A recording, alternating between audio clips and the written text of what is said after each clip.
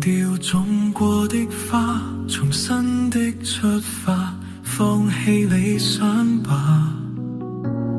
別再看塵封的喜帖，你正在要搬家。捉得起人應該接受，都有日倒下。其實沒有一種安穩快樂永遠也不差。就似這一區曾經稱得上美滿甲天下，但霎眼全街的單位快要住滿烏鴉。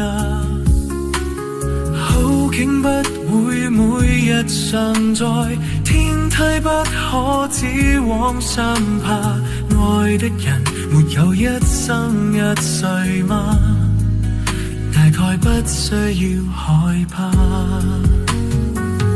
忘掉愛過的他，當初的喜帖金箔印着那位他，裱起婚紗照那道牆及一切美麗舊年華，明日同步拆下。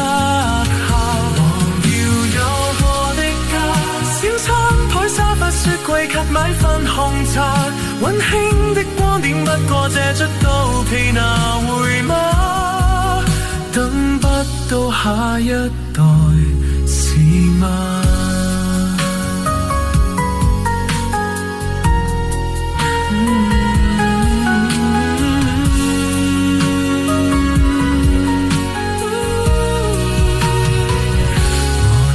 砌過的沙，回憶的堡壘，剎那已倒下。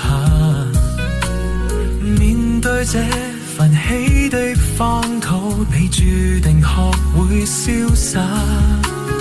階磚不會拒絕磨蝕，窗花不可幽禁落下。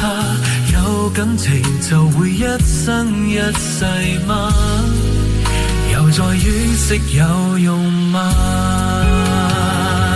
忘掉愛過的他，當初的喜帖金箔跟着那位他，裱起婚紗照那道牆及一切美麗舊年華，明日同步拆下。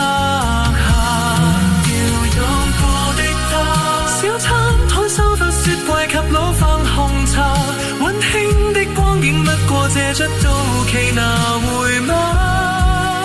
終須會時常道別他，請放下手裏那鎖匙好嗎？